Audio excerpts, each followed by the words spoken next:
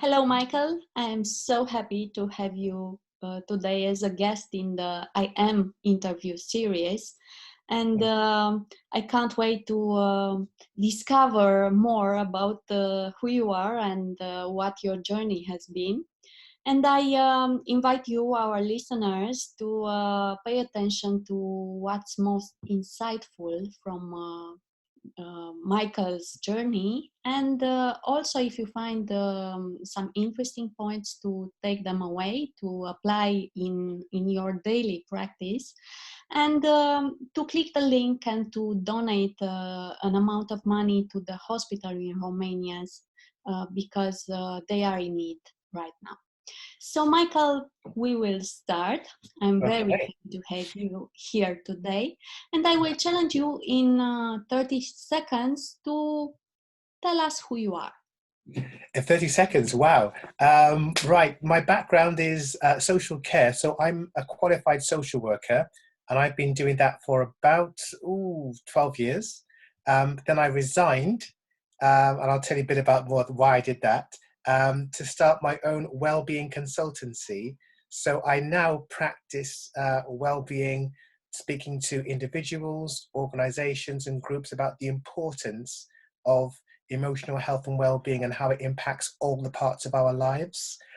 So I think that was about 30 seconds. I'm not too sure, but I can go into detail later, but I didn't want to say too much now. But yeah, that's my sort of a little bit about my background and where I am now. So where I am now is really focusing on, helping people realize the importance of their overall well-being, emotional health and well-being.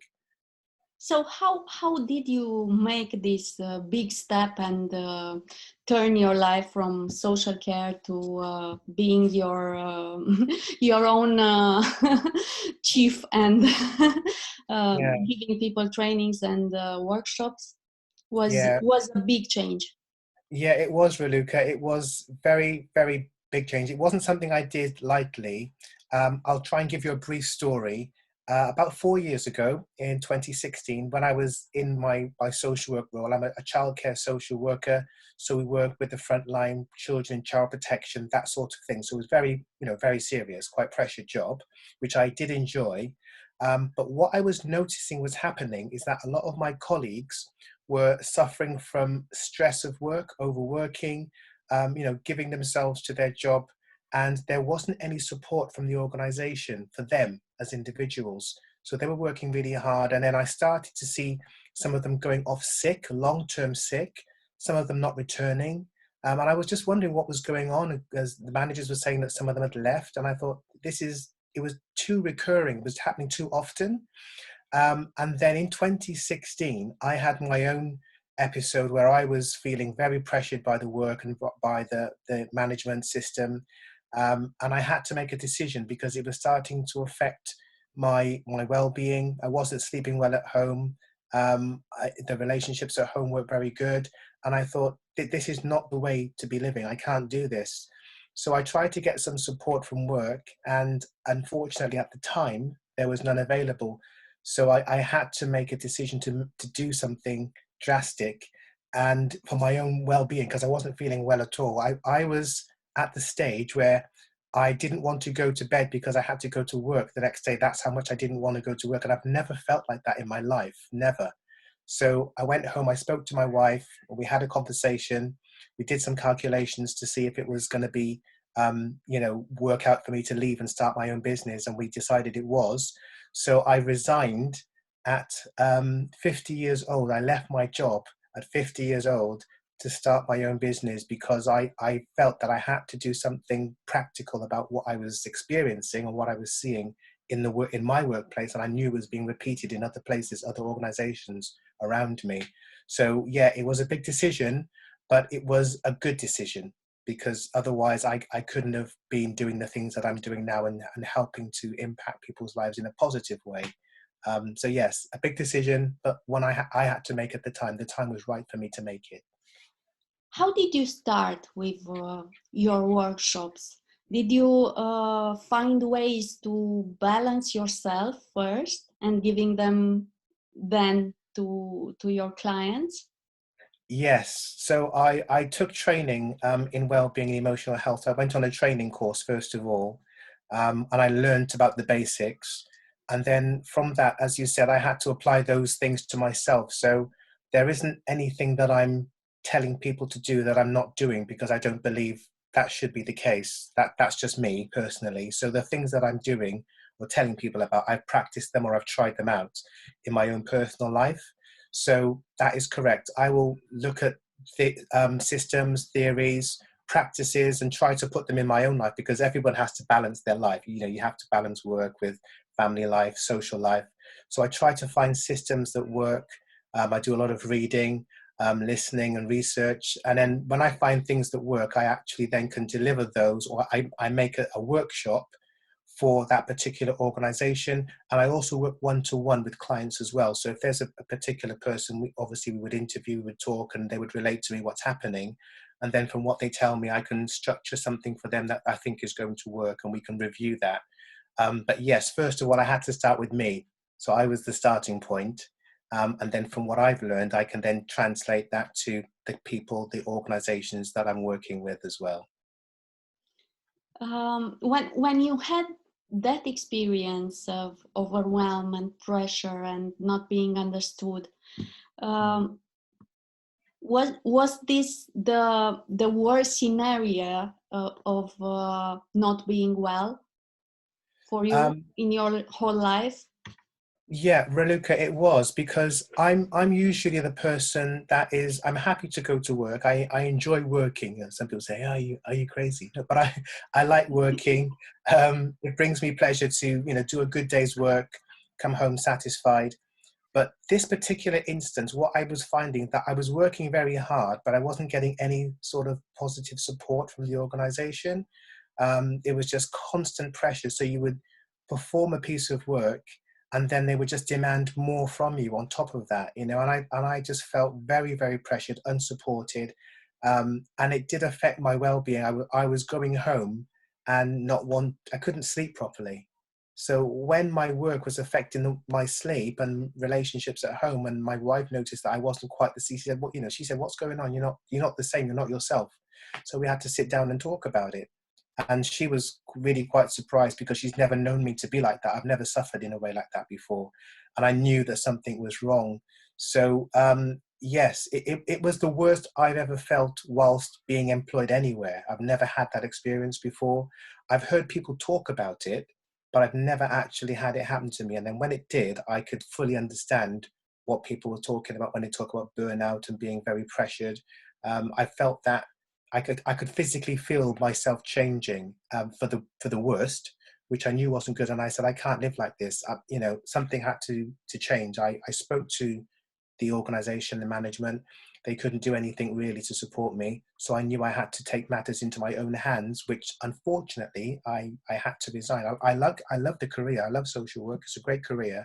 But at that moment, it was not good for my well-being to be there working under that type of pressure. So I had to make a decision. It was a big decision, but it was a decision for my health. And I couldn't put my health at risk. I refused to do that. So what is well-being for you, Michael? How would you define it? I would define well-being as enjoying your life in every area. So enjoying your life at home, enjoying your life at work, and also it's well-being is the sense of being content. And I would say and happy, and mainly contented, because you can't have everything, but you can be in a situation where you feel balanced. You're happy at work, you're happy at home. It doesn't mean you're earning millions of pounds of money. It's not about money. It's about how you feel inside. And if you are just, if you have a job that you're happy doing, it doesn't matter what the job is. If you're happy doing it and you're gaining pleasure from that, and there's balance at home, then that's a good state of well-being. It's a balanced state of well-being. But if there's tension at home, because you could have a really great job, you could love your job, and then when you come home, there's tension at home, that's still an imbalance. So it's about having balance in all areas of your life. And that's why well-being is a constant. It isn't something that you do as an exercise for 5 minutes and tick a box and say, yeah, I've done my well-being for today, I'm fine, or for this year. It's it's a continual process, and this is what I'm trying to educate people about, that it's not just something you take a class one week and then you come back out and then you carry on the same. It's a continual process of change and improvement in your own personal life. And you know when you get to that state, because everything, all the areas of your life, you will feel content with. That's why you can't just do it in a week or a day. It's a continual process. And how can you manage to align all the areas that are involved? Because there is a dynamic in life, and maybe you want to grow in a career, let's say, or maybe you have a new and exciting relationship. How can you harmonize all and keep them on that line of balance? Right. No, that's a really good question, Raluca. And my answer to that is that your emotional health and well-being is a non-negotiable priority. So as you rightly said, you might have a new job and you're thinking, well, I want to really do well at my job and be my best, and put everything into it. But at the same time, what we have to really, or a new relationship, for example, like I said, oh yes, it's a lovely person. I want to be my best for them, and I want to show them everything and give them everything and go all out for them, which is great. There's nothing wrong with that. But the balance comes from, or the foundational information to remember is that without you personally feeling at that point where you feel okay with yourself, then giving out anything else, if you're not at that place where you're comfortable with yourself and you start to give out and you're not balanced there already, it's going to cause problems. So you might, for example, with the new job, you might think, right, okay, I'm going to give all my effort into this new job and I'm going to get there early on time. I'm going to get up and make sure I'm the first one in and the last one out. But that's a dangerous practice, because what you're doing is that you're pushing yourself to a level that you're not normally performing at. And if you keep doing that, you're going to hurt yourself. So well-being comes in knowing when to say, okay, yes, I want to be the best at my job, but I also have to remember that I'm a human being.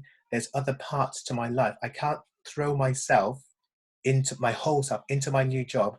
And when I come home, my children don't see me, my partner, or they're already in sleep and I'm working so that I do. So it's about, before you start that, it's about making a plan to say, okay, now what needs to work in the other areas to make the job work as well. So you can't just throw yourself into one area of your life and forget about the other areas, thinking that it will automatically take care of itself. That's just not the way, and that's not the way it works. So you have to look at all the areas first and say, okay, I can give a little, this percentage here, that percentage there. So you can't really leave anything out. You have to do a self-assessment before you launch off into something.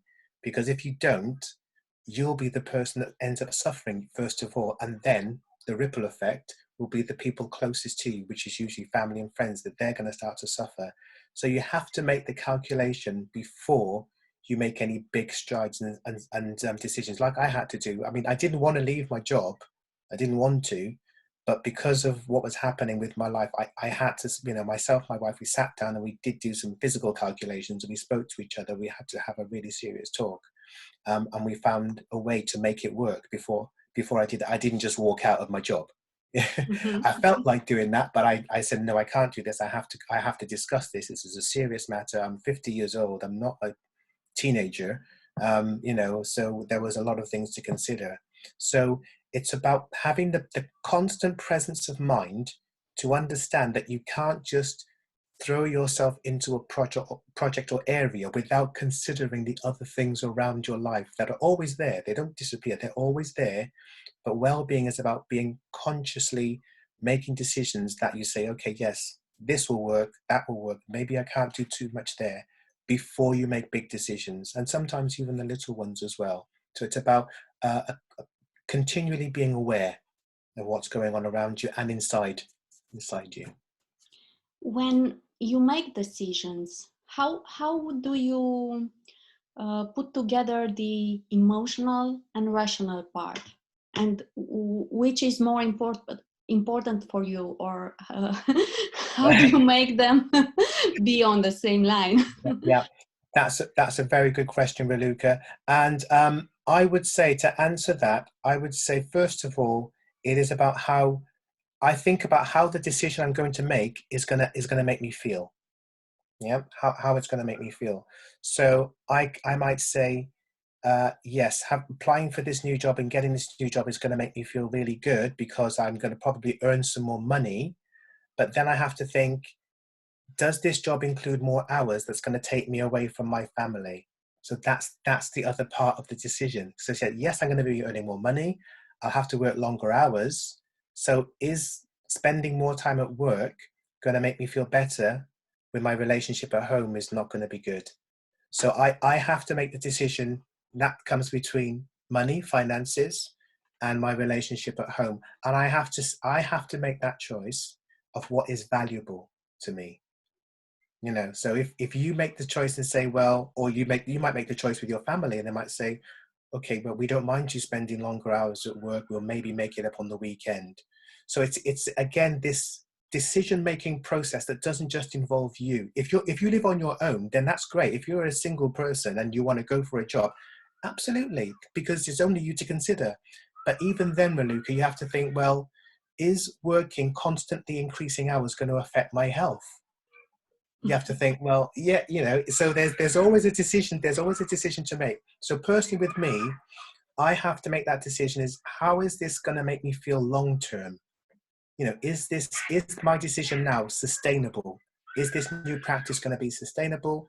Will it make me feel good, or will it deteriorate my physical well-being, my relationships area, and other things as well? So it's not just a one-sided decision. You have to look at it from all the other sides that are apparent in your life. If you're on your own, great, and then maybe there's less decisions to be made. If you're with a partner or you have a family, you have to think about all those other elements. It can't be an isolated decision. It never is, I believe, personally. Yes, we are connected, and we must be accountable for what our actions, how our actions are reflected on the dear ones to us. So you mentioned values as an important element of making a decision. What is the highest value to you, Michael? Oh, that's a good question. My highest value to me is, I would say, is honesty. And when I say honesty, I mean being honest with myself first of all.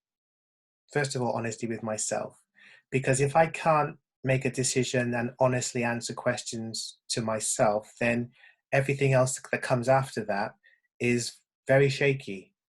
If I'm saying, I can't be honest with myself to say, no, I'm really not going to enjoy doing that job. It might be more money, but I'm not going to enjoy the job. So this is the stage, and obviously this has happened over a period of time now, because I'm older than before. When I was younger, it really didn't matter. But now I'm getting older. I make those decisions, and I say, can I live with this decision? If I make that choice, can I live with that honestly? Will I be comfortable? Going to bed, relating to people. So first of all, I have to feel comfortable with the decision. And then if I'm comfortable with it, I won't be too disturbed with what other people say, because someone else outside might disagree with what I've said. They might say, oh, why are you leaving your job? You're 50 years old. You should stay there and work and collect your pension. And I'm thinking, clearly that's, you don't understand what I'm going through. And the decision I've made is comfortable, because I actually remember, Raluca, when I handed in my letter of resignation, because I've never resigned from any job in my life. So it really was a big deal for me. I had to write this letter. And after I tried to work everything out, but it never worked out. And I walked into my boss's office and I gave her the letter and I said, I'm resigning. And she said, oh, are you sure? I'm sure we can work something out. And I said, no, I've made my decision. I'm comfortable with it. I've made plans at home and I'm leaving. So it was about being honest with myself, but it took the time to get to that place of honesty. It wasn't a snap decision. It takes a lot of thought. But yes, I have to be honest to myself first. That's my number one priority. And then I have to look at everything around me. So you will have to take time. You will have to sit down. You will have to go through a lot of thought processes. And I would never advise anybody rushing into any big decision at all. You need even if it's your reasoning with yourself, you need to reason with yourself. But if you have other people involved in your life, I would suggest you talk to them, get their opinions, and have a balanced conversation. And then you can take all the opinions into account and then make a decision. But number one, at the end of that, you must make the decision, and it must be honestly reflecting how you feel. You shouldn't make a decision to make someone else happy. I wouldn't advise that. When you look back upon your life, did you have more moments of self-honesty and courage? Like this big decision, maybe smaller? This one was the biggest one. The other ones I've had have been where I've tried to start other businesses and they failed, obviously. But it was, Raluca, I didn't regret them because I made an attempt to do something. I made an attempt to start a business. It didn't work out. I was single then, so I didn't really have anyone else to think about. I wasn't married. But I had a go at things. But even then, I thought about it, and I was excited, and I was young. Yeah, you make decisions as you go through your life. Some of the ones you regret, and some of the ones you don't regret.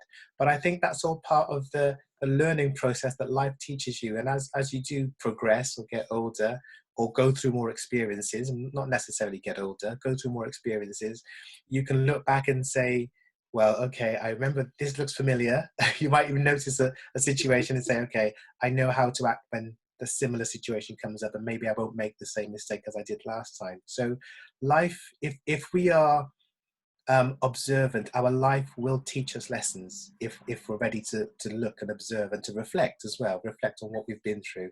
Our lives will teach us lessons. So what are your daily practice for well-being? Right. Okay. Now, in the mornings, I wake up around about 6 a.m. in the morning, and I'll pray. Myself and my wife will pray, and then I'll read a passage from the Bible for a few moments. Then I will go into my little office in here. This is my little office, and I'll meditate for 15 minutes. Then I will listen to my affirmations. I've recorded affirmations for myself to listen to, so I listen to my affirmations. Then I'll read a personal development book for about 15 minutes, and this is the book I'm reading at the moment. I don't know if you can see that. Mm-hmm. Yeah, I try to read a lot. Yeah, Creative Magic is a great book. So I read for 15 minutes. Then I will usually have some breakfast, something to eat. And then I'll start work around about, by the time I've done the work, some exercise, a little bit of exercise, and then try to start work around about 8:30 or 9 o'clock. So I try to have a morning routine before I get into my work, because I find it gives me balance, it centers me, it helps me to be calm, and I can focus my mind, which is really important. I like to have a period of calm before I start work or pick up my phone or look at my emails. So I look after my mental health first, then a bit of physical, and then I'll start my work and emails and answering things and writing or whatever I'm doing. But I try to keep that as a routine in the morning. And I find it works for me, especially meditation. I've recently taken up meditation, only 15 minutes in the morning, but I find it very calming and it centers me, and then I can move forward with whatever the day has got ready for me. What about meals? Are they important for the whole well-being state during the day?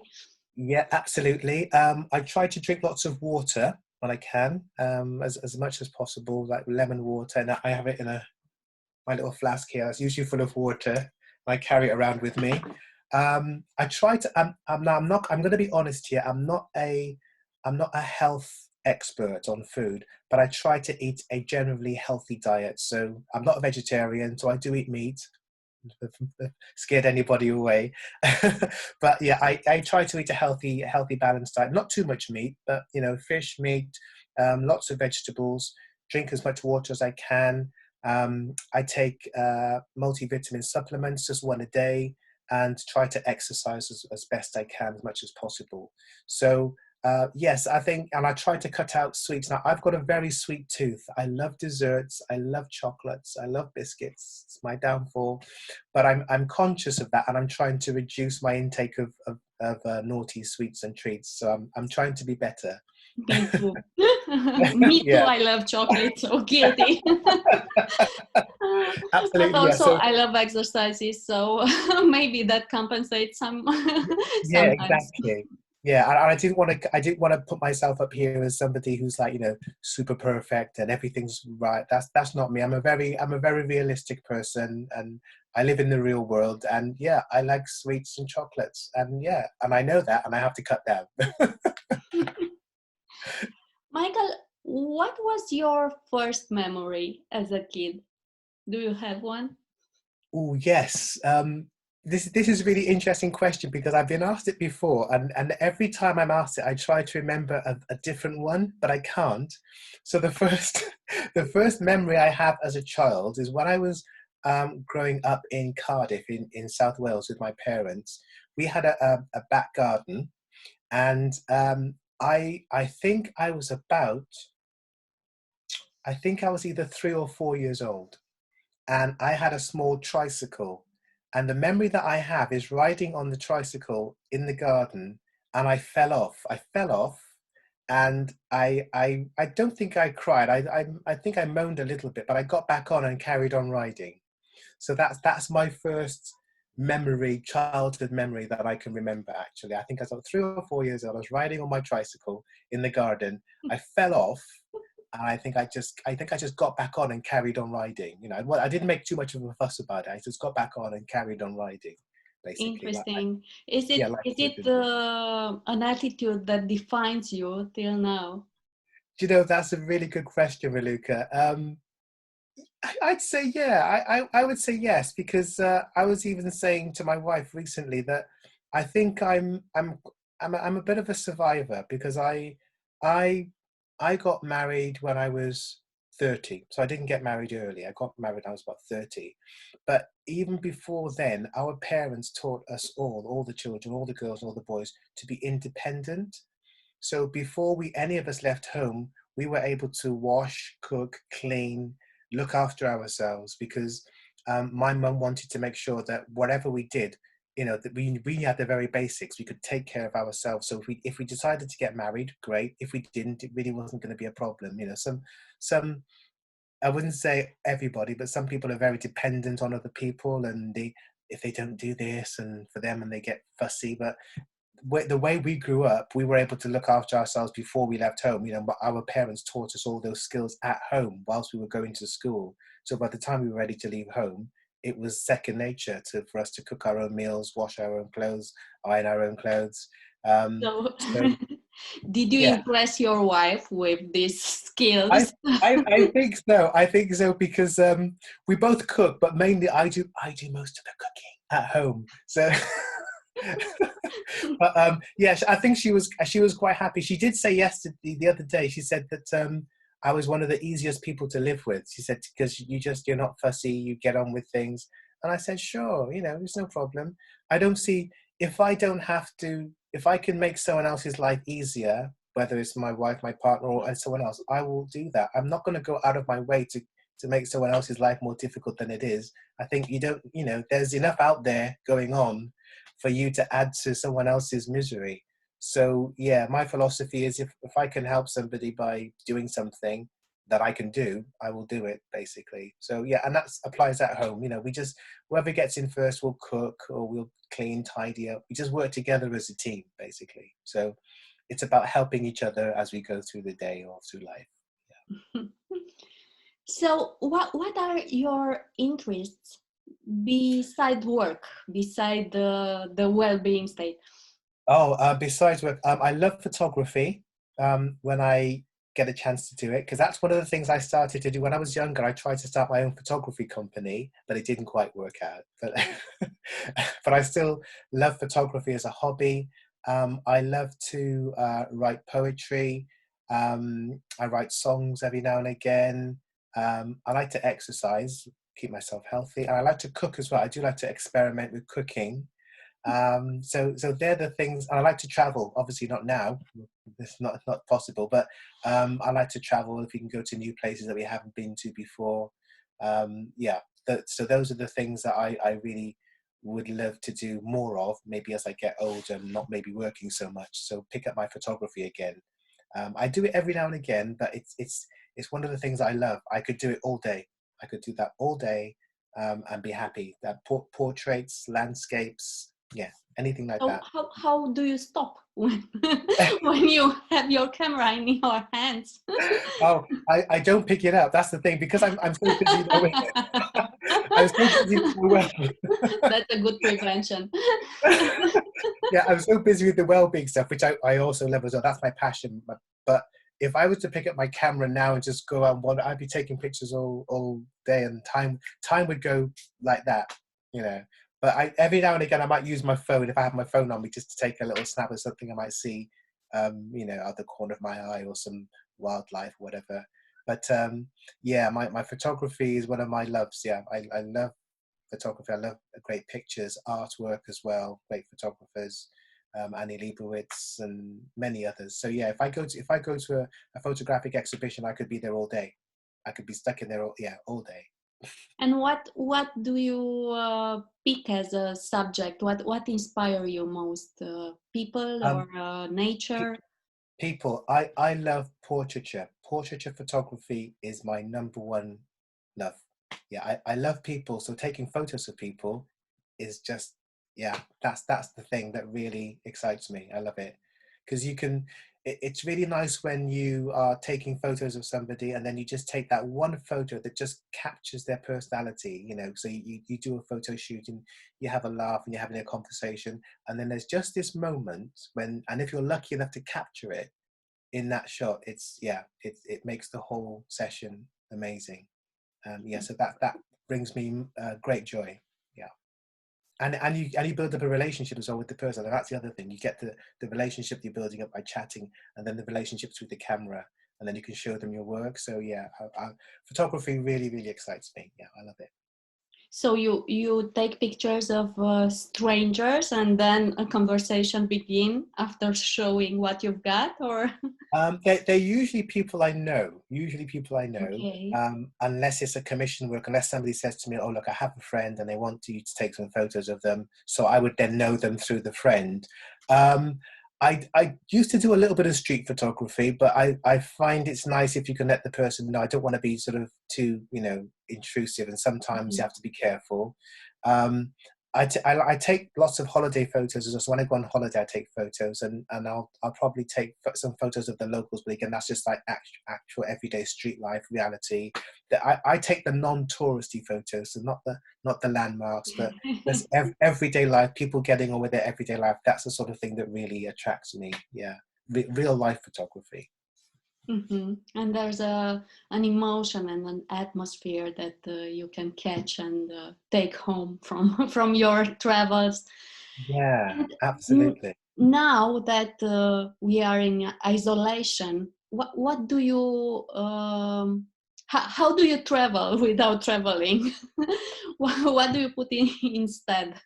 Yeah, that's a very good question, and it's difficult. What we try to do now, what I've been doing is lots of this Zoom conversations, and getting in touch with family. I'm calling family and friends now a lot, or using WhatsApp to call my relatives overseas. So I just try and keep it, because I like to keep in touch with people. So I'll just ring and leave a little message, or try and arrange a chat, or we're having virtual coffee with my brothers and sisters, because they live in other parts of London. So we agree a time, and we go on WhatsApp and we have coffee and a chat, which is like every Saturday. So we just try and keep in touch those ways. So you have to be imaginative. You have to use your imagination. And the other things I guess you can do is maybe go online and discover new countries.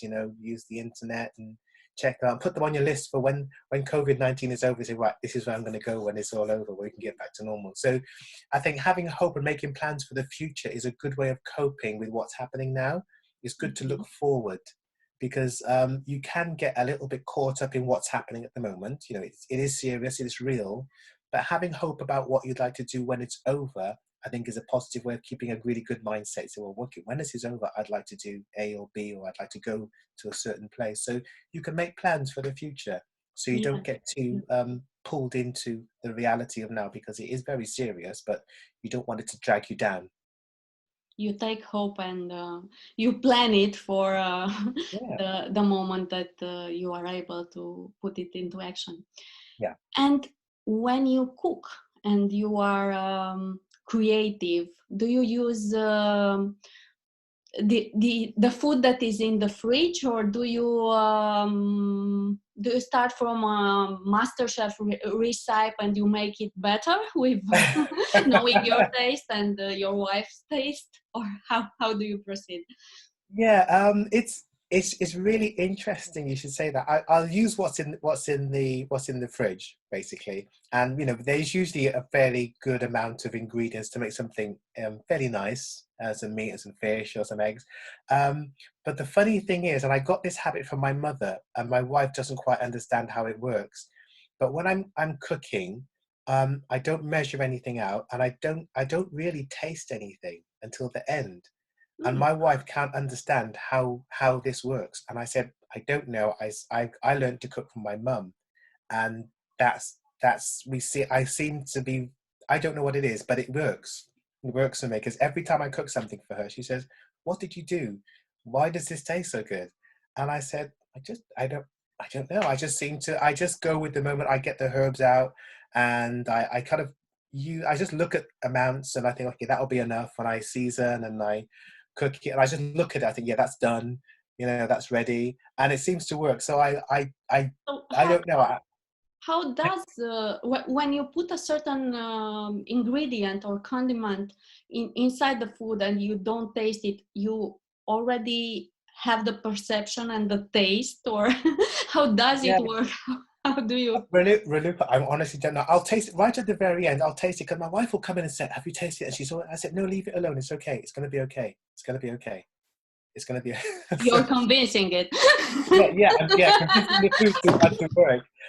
I don't know. My mum was like that, and I watched my mum cook, because maybe I just picked it up off of her. I really don't know, but it's just something It's an that's just the way. instinct already. Yeah, that's the way I cook. I'm not saying everyone should do that, but yeah, it's different every time. But every time, she says, "I don't know what you're doing, but it tastes really good." So far it's working. It's a secret. You can't Yeah. be copied as the master chef. No, I don't think they let me go on MasterChef. They kick me out because I don't measure everything, so they wouldn't they wouldn't like it. That's another area of creativity. And what about your poetry? How do you like to write, and what do you write about? Um, well, I write about it depends. I think situations and events that happen usually inspire me. Or maybe somebody might ask me to write for them. They might say, "Oh, can you write? It's my friend's birthday. Can you write them a poem?" And that kind of puts me on the spot. But I rise to the challenge, and I enjoy it. But it's usually um, things that are happening, and I'll just probably get an urge to write something down, or somebody might actually say to me, "Look, there's an event coming up. Can you write something?" I think I've got one on my door, which I'm going to reach over and grasp. Oh, here you go. Yeah, Do you I have just a have. sample? Okay, I'm ready. I just happen to have this on the door. I put it up there because a lot of people have been asking for this one. So I'm going to read it out to you. This is called "Moments That Money Can't Buy." Okay, I wrote this in 2012. Wow, I wrote this in 2012. Okay, so here it goes. The first time you hear a baby cry, they let you know that they're alive, and then you witness when they smile and see the twinkle in their eye. These are the moments that money can't buy. When they look at you and catch you stare, you turn away like you don't care. But deep inside, your heart beats strong, like a big bass drum, loud and long. Could they be the one for you? Will this end in love so true? Go on, take a chance, don't be shy. These are the moments that money can't buy. Come here, my son, sit a while with me. Come, my daughter, and let me speak free. I've stories to tell you that you've never heard. I'll paint pictures of your history with my every word. I'll tell you where you came from, who you are and what you mean. I'll place in you a vision of the things you've never seen. I'll let you know that your only limit is the heavenly sky. These are the moments that money can't buy. Don't tell me that the wall is too big. Don't say the sea is too wide. You've the spirit of an eagle, and over obstacles you'll glide. So reach deep into your soul and lift your head up high. Wipe those tears from your eyes. This is no time to cry. For you were born on purpose. Your destiny awaits. Rise to life's challenges. That's how you become great. And when you cross the finish line, lift your hands with a mighty cry. This was my moment that money can't buy. Inspiring. This is the most beautiful way of finishing this interview. And over the finish line, I will invite you to complete only one word to the sentence. Me, Michael, I am Enough. beautiful. Thank you for being here and for sharing your enough with us. Thank you. Thank you, Raluca. I'm so privileged that you've asked me. Thank you so much. Thank you. Take care. See you again soon. You too. Bye.